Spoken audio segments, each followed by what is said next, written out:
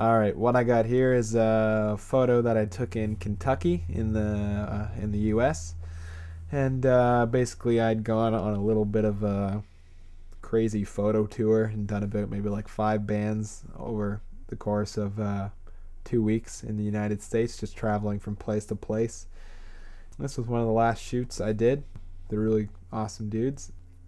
But one thing I didn't bring with me was, of course, like a whole studio set because I didn't really want to drag it all around, and I thought I was pretty cool just doing things minimalistic with. I had a 580 EX flash on a cord off to the side of the camera, far right, and I had another EX flash, I think like a 430 or something behind them, just kind of to emulate the sunset. You can see right here the stand that I'll have to get rid of. But you can also see that it was a time when I didn't know how to clean my sensor, and look at all that ridiculous sensor dust. Yeah, it's pretty horrible. But anyway, why I chose this picture for this lesson is because the exposure is just kind of so uneven because of the little amount of lights I had. And probably the funniest thing about the whole lighting of this picture is that on the one flash to the far right in front, it was done with a softbox in front of the flash, but the softbox I made out of a cardboard box, some tin foil inside of it, and I stole a pillow sheet from the hotel that I was staying at, cut it open, and taped it with duct tape over the box. And voila, there you have it, a nice professional photo shoot. But anyway, I'm going to be showing you some levels and curves. So the first thing I like to do is duplicate the background layer. So that way you can make all your adjustments on this top layer, and if you screw up a bunch of times, it doesn't matter because you can always delete it. But anyway, I'm going to go to Image Adjustment Levels, and you're presented with a box and a graph inside the box with all the different tonal values of the image. So this little slider here is the shadows, this little slider here is the midtones, and this little slider here is the highlights. And you can fiddle with that, and get a nice kind of contrast to your image. But one thing I like to do just to get a little bit more contrasty results is I always click Options here, and then I hit Enhance Monochromatic Contrast. And I don't know what that means at all, but it sure looks cool. And it just makes your adjustments a little bit more contrasty, which I like, I dig. So I'm not going to go too crazy with the adjustment here. I'm just going to kind of fix the contrast of it so it's not as flat. You can see what I do when I go way overboard. Whoa. Alright, that looks good just for that. Because I'm one of these guys, I like to do levels and curves. And you can do probably the same things and get to the same place. But I just like to do both because I like to do different adjustments on each one. So I will now show you curves. Same thing, image adjustment, curves. And you see here it's kind of the same as before with a graph that you can manipulate. Except up here is where the highlights are now, and going down is the midtones, and finally the shadows at the bottom. What I like to do first is I like to make what is called an S curve. So that is basically when you get this graph here and make an S. So I've upped the highlights and I'm dropping the shadows. That always gives a nice kind of smooth effect on the tones of the image. And that's a good adjustment for the whole image on itself. So I'm going to hit OK. But what I'm also going to do is I'm going to duplicate that layer that I just adjusted, and then I'm going to do another curves adjustment and just go completely bonkers and make a ridiculous adjustment.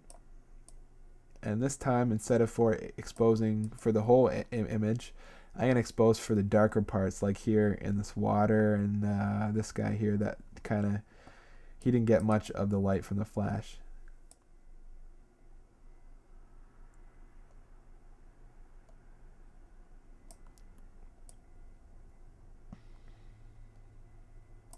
That looks good right there. Okay. Now you'll see I've got the ridiculous curves adjustment on top, the nice fluid one on the bottom, and of course just the uncontrasted original one. So what I can do with this top layer is just erase away the parts that got blown out.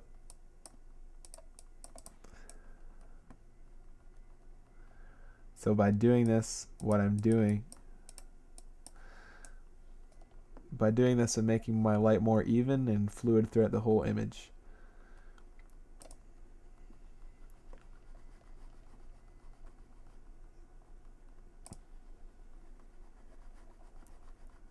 As you can see, this kind of light part on the cliff I erased away as well because it was just too bright. You see this top layer, when I turn it on and off, the parts that I didn't erase are just getting affected by that wicked curves adjustment, but the parts that I did erase aren't. So what that means now is that this is all that's showing on the layer. So what I can do is on that top copy, I can do even more adjustments if I wanted to, and it would only affect those parts of the image. So you can get really creative with this, and it saves a lot of time as well. But no, it looks pretty good like that. And just because I did that wicked curves adjustment, the colors got a little funky here. As you can see, if I zoom in, this guy's just a little bit too orange. So I'm actually just gonna turn down the red a little bit on that top layer, just a little bit. Alright, so I like to work in simplicity, so I'm just gonna flatten all that. Alright, and that's my image. Now I really want to make this sky pop out, so again I'm going to duplicate the background layer, and I'm going to do a huge kind of a deep dark curves adjustment for the sky. And you can see when I do that how much cooler it makes the makes the sunset look. Okay, that looks good. But you'll see because of that, because the sunset looks cool, now all the guys look just too dark again. So I'm gonna get my old trusty eraser brush and just go over it, you know, nice and loose with a smooth brush.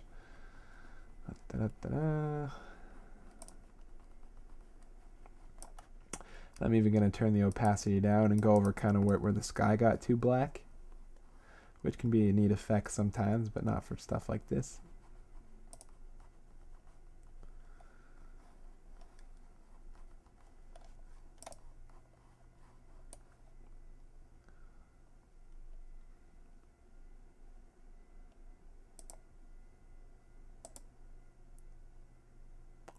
There you go. You can see the difference just when I turn it on and off. The sunset there looks definitely a lot more dramatic.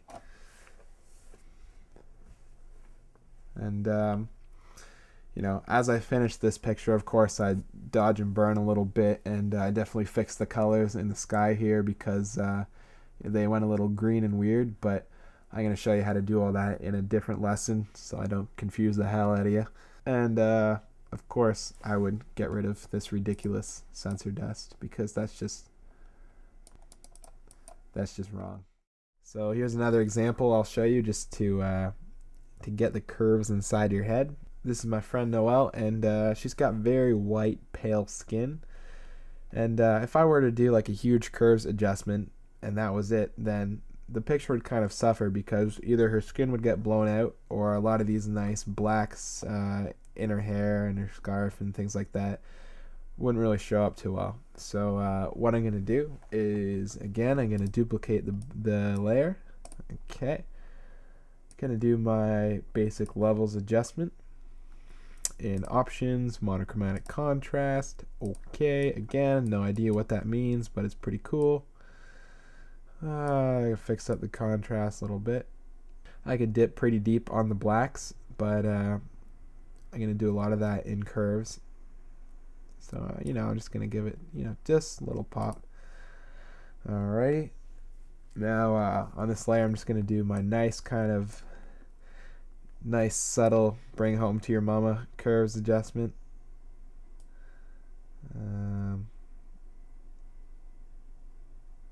You know, that one's so small, but okay. I'm going to duplicate that layer. And then I'm going to do the huge, ridiculous curves adjustment. And you can see her face is indeed getting very, very blown out. Not very fond of that look. Some people are. I can get this very, very top layer here and erase away.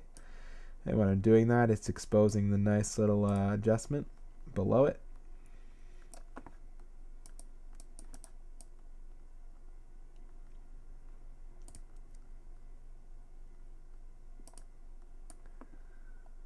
There you go. You can see the difference there. And, you know, maybe a little bit here got too bright, and definitely on top of this tin can here.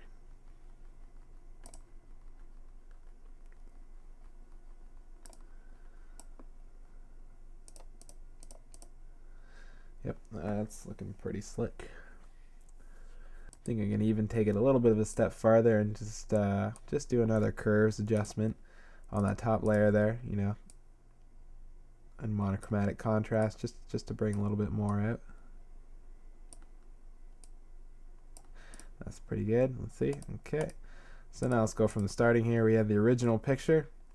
Then we had the nice kind of little curves adjustment. And then we had the big one. And even on that little curves adjustment, I still think her face is a little bit too bright.